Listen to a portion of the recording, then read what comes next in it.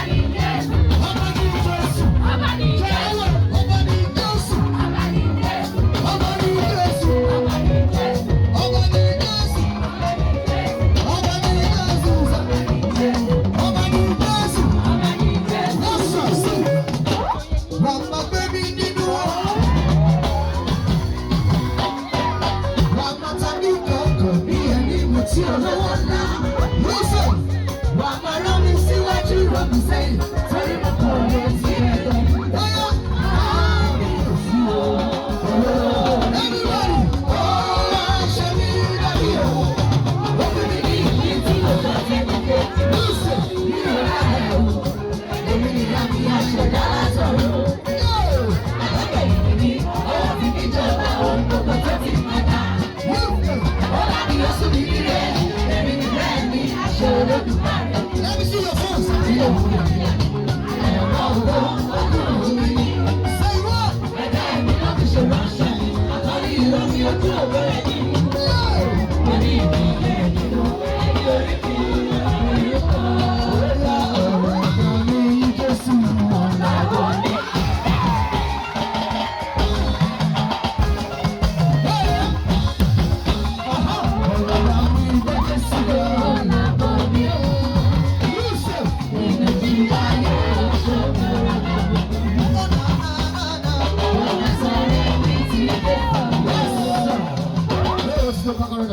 the Lord gave me this song. I want to know if you know this song. Very simple song. Do you know this song?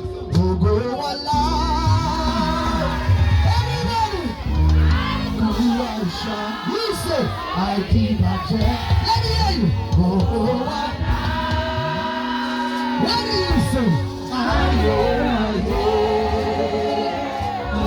Thank you for coming. I'll see you tomorrow. God bless you.